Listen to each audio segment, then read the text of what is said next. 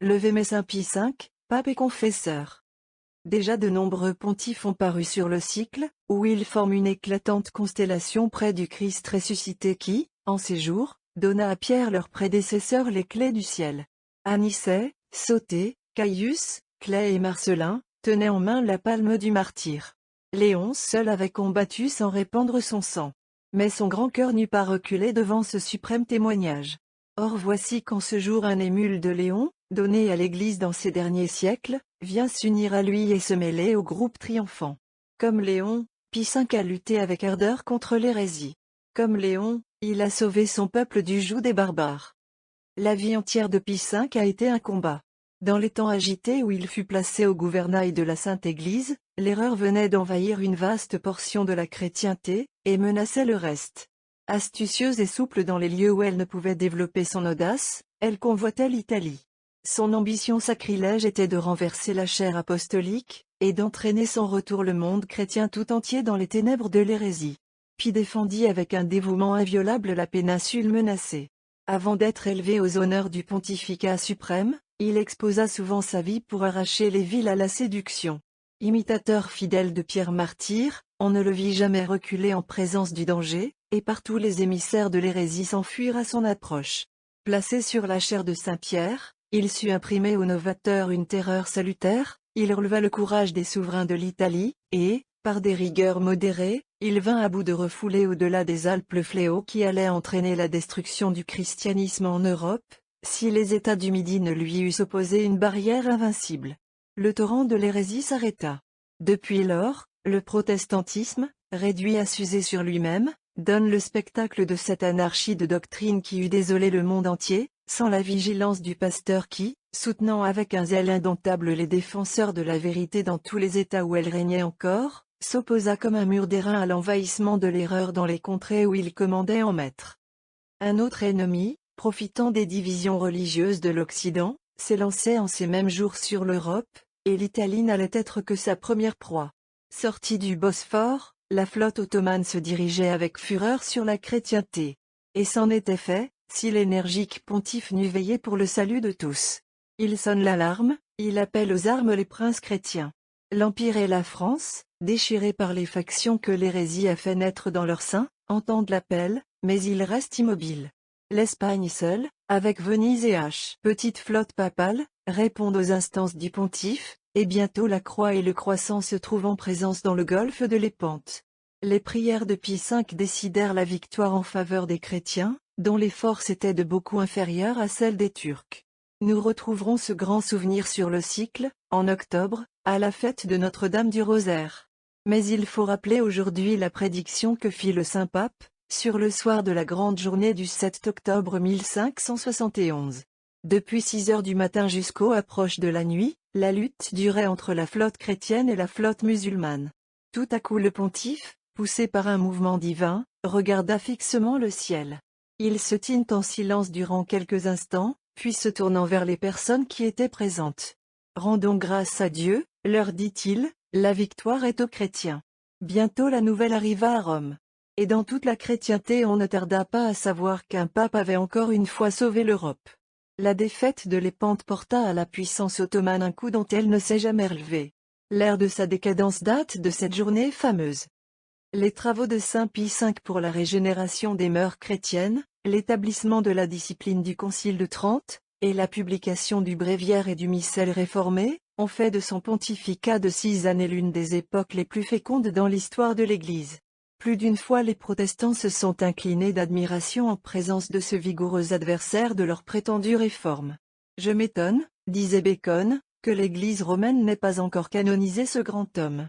Pie V ne fut, en effet, placé au nombre des 5 environ 130 ans après sa mort, tant est grande l'impartialité de l'Église romaine, lors même qu'il s'agit de décerner les honneurs de l'apothéose à ses chefs les plus respectés. La gloire des miracles couronna dès ce monde le vertueux pontife. Nous rappellerons ici 2 de ses prodiges les plus populaires. Traversant un jour, avec l'ambassadeur de Pologne, la place du Vatican, qui s'étend sur le sol où fut autrefois le cirque de Néron, il se sent saisi d'enthousiasme pour la gloire et le courage des martyrs qui souffrirent en ce lieu dans la première persécution. Il se baisse, et prend dans sa main une poignée de poussière dans ce champ du martyr, foulé par tant de générations de fidèles depuis la paix de Constantin. Il verse cette poussière dans un linge que lui présente l'ambassadeur. Mais lorsque celui-ci, rentré chez lui, ouvre le linge, il le trouve tout imprégné d'un sang vermeil que l'on eût dit avoir été versé à l'heure même, la poussière avait disparu. La foi du pontife avait évoqué le sang des martyrs, et ce sang généreux reparaissait à son appel pour attester, en face de l'hérésie, que l'Église romaine, au XVIe siècle, était toujours celle pour laquelle ses héros avaient donné leur vie sous Néron. La perfidie des hérétiques tenta plus d'une fois de mettre fin à une vie qui laissait sans espoir de succès leur projet pour l'envahissement de l'Italie. Par un stratagème aussi lâche que sacrilège, secondé par une odieuse trahison, ils enduisirent d'un poison subtil les pieds du crucifix que le saint pontife avait dans son oratoire, et sur lequel il collait souvent ses lèvres. Pie V, dans la ferveur de sa prière, se prépare à donner cette marque d'amour au Sauveur des hommes sur son image sacrée. Mais tout à coup, ô prodige! Les pieds du crucifix se détachent de la croix, et semblent fuir les baisers respectueux du vieillard. Pie V comprit alors que la malice de ses ennemis avait voulu transformer pour lui en instrument de mort jusqu'au bois qui nous a rendu la vie. Un dernier trait encouragera les fidèles, par l'exemple du grand pontife, à cultiver la sainte liturgie dans le temps de l'année où nous sommes. Au lit de la mort, jetant un dernier regard sur l'église de la terre qu'il allait quitter pour celle du ciel, et voulant implorer une dernière fois la divine bonté en faveur du troupeau qu'il laissait à exposer à tant de périls, il récita d'une voix presque éteinte cette strophe des hymnes du temps pascal: Créateur des hommes, daignez, en ces jours remplis des allégresses de la Pâque, préserver votre peuple des assauts de la mort. 1. Ayant achevé ces paroles sacrées, il s'endormit paisiblement dans le Seigneur. Voici la strophe telle que la prononça saint Pie V, et telle qu'elle était de son temps dans le bréviaire. Quesumus, auctor omnium. Inoc Pascali Godio. Ab omni mortis imptu.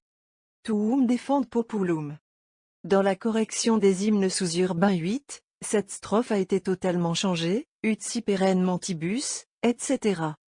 Mais il est temps de lire, dans le livre des divins offices, l'éloge que l'Église consacre au saint pape des temps modernes. Pie V, né à Bosco, ville de Lombardie, mais originaire de Bologne et de la noble famille des Guilleri, entra à l'âge de 14 ans dans l'ordre des frères prêcheurs. On admirait en lui la patience, l'humilité profonde, la grande austérité de la vie, l'amour pour l'oraison, l'observance régulière et le zèle le plus ardent pour l'honneur de Dieu. Ses progrès dans la philosophie et la théologie furent si remarquables, qu'il fut chargé durant beaucoup d'années, et avec un grand succès, de l'enseignement de ces sciences. Il exerça la prédication en beaucoup de lieux, avec un grand profit pour ses auditeurs. Il remplit longtemps avec une force d'âme invincible les fonctions d'inquisiteur, et préserva, au péril même de sa vie, un grand nombre de villes de la séduction de l'hérésie qui faisaient des efforts pour les envahir. Paul IV, dont il était très estimé à cause de ses rares vertus, l'éleva au siège de Népie et Sutri, et 2 ans après il fut admis parmi les cardinaux prêtres de l'Église romaine. Transféré par Pie IV à l'église de Montréal dans le Piémont, et ayant remarqué plusieurs abus qui s'étaient répandus dans ce diocèse, il en fit la visite complète. Et tout étant réglé, il revint à Rome, où il fut chargé des plus graves affaires, dans l'expédition desquelles il prit toujours le parti de la justice, et déploya une constance et une liberté apostolique. À la mort de Pie IV, il fut élu pape contre l'attente de tout le monde. Mais, sauf l'extérieur, il ne changea rien dans sa manière de vivre. On remarqua en lui un zèle incessant pour la propagation de la foi, une application infatigable au rétablissement de la discipline ecclésiastique, une vigilance assidue pour l'extirpation des erreurs, une bienfaisance sans borne pour soulager les nécessités des indigents, un courage invincible pour soutenir les droits du siège apostolique. Il équipa une flotte puissante contre Sélim, sultan des Turcs, dont les succès avaient élevé l'audace, et remporta sur lui, à l'épante, une éclatante victoire, plus encore par ses prières à Dieu que par la force des armes. Il connut par la révélation divine, et manifesta aux personnes qui se trouvaient avec lui, cet heureux événement à l'heure même qu'il s'accomplissait. Il préparait une nouvelle expédition contre les Turcs, lorsqu'il fut atteint d'une grave maladie. Il en supporta avec une souveraine patience les cruelles douleurs, et étant arrivé à l'extrémité, et ayant reçu les divins sacrements, il rendit son âme à Dieu avec tranquillité, l'an 1572, âgé de 68 ans. Et ayant siège 6 ans, 3 mois et 24 jours. Son corps est entouré d'une grande vénération de la part des fidèles dans la basilique de Sainte-Marie-Majeure, à cause des nombreux miracles que Dieu a opérés par son intercession. Ces prodiges ayant été prouvés juridiquement, il a été inscrit au nombre des saints par le pape Clément XI. Saint Pie V est une des premières gloires de l'ordre de Saint-Dominique. Nous emprunterons donc au bréviaire de ce saint ordre les répons et les hymnes qu'il consacre à la louange de l'illustre pontife. Répons. Au moment où ce nouveau Moïse priait Dieu, les mains étendues, sur la colline, Amalek si perfide envers Israël était battu sur la mer près de l'Épante. Et la victoire remportée était révélée à Pi, Alléluia. Il étendit la verge du rosaire, et les cruels ennemis furent submergés. Et la victoire remportée était révélée à Pi, Alléluia.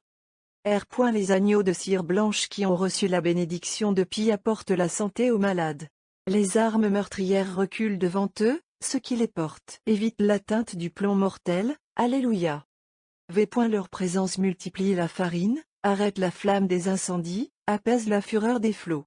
Ceux qui les portent évitent l'atteinte du plomb mortel, Alléluia.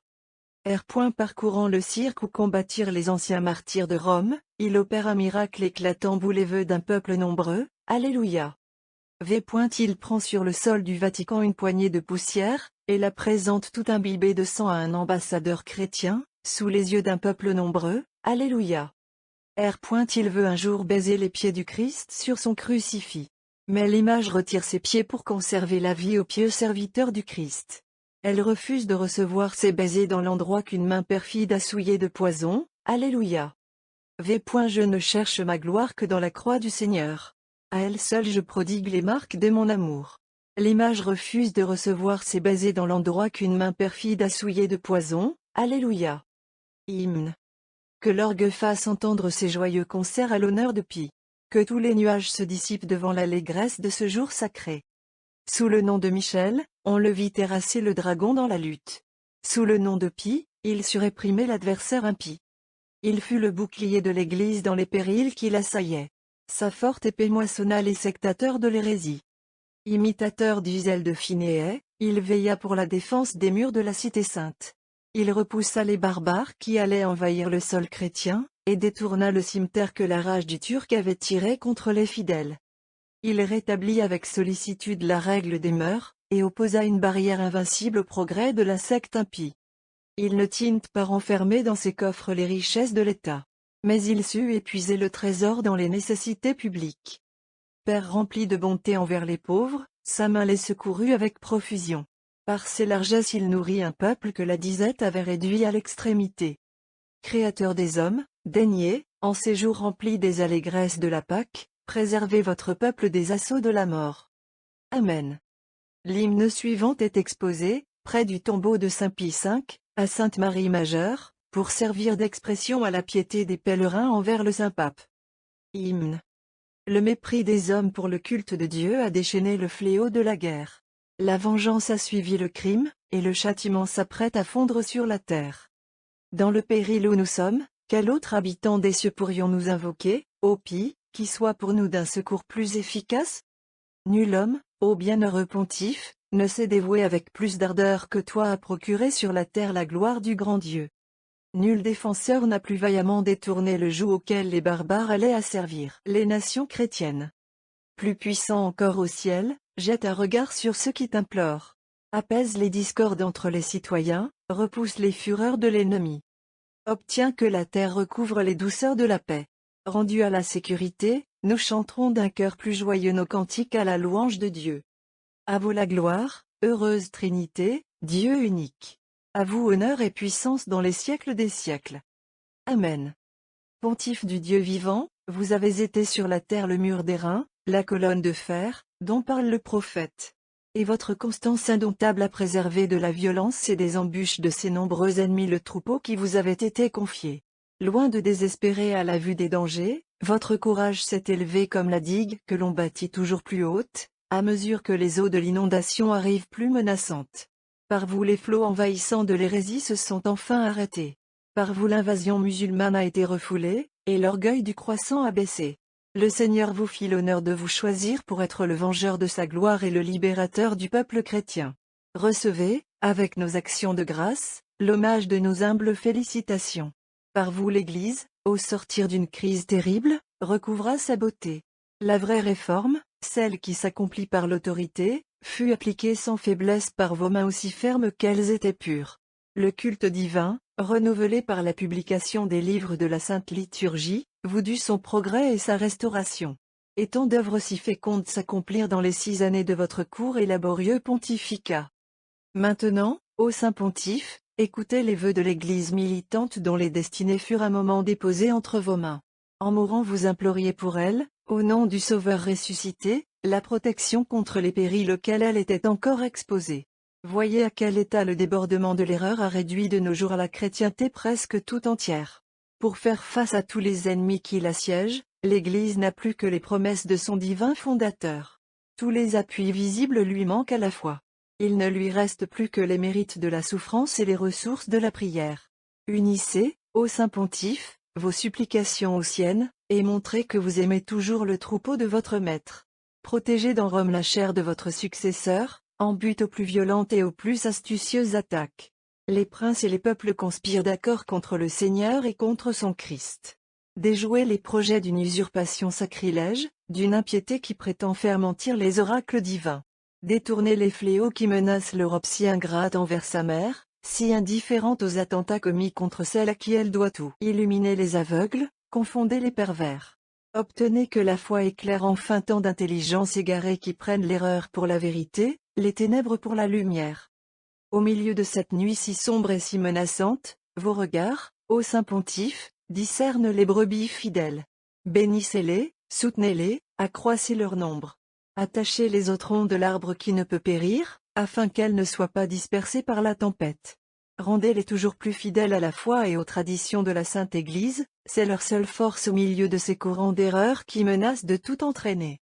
Maintenez toujours dans l'unité sacrée nos églises de France, qui ont donné au monde un si noble exemple de fidélité à l'esprit catholique, en répudiant les œuvres malheureuses d'une époque de confusion, pour embrasser de nouveau les rites que vous aviez sanctionnés de votre autorité suprême. Conservez à l'Église le saint ordre dans lequel vous fûtes élevé pour de si hautes destinées. Propagez dans son sein la race de ces hommes puissants en œuvre et en parole, zélés pour la foi et pour la sanctification des âmes, tels que nous les admirons dans ces annales, tels que nous les vénérons sur les autels. Enfin, souvenez-vous, ô Pie, que vous avez été le père du peuple chrétien, et continuez d'exercer encore cette noble prérogative sur la terre, par votre puissante intercession, jusqu'à ce que le nombre des élus soit arrivé à son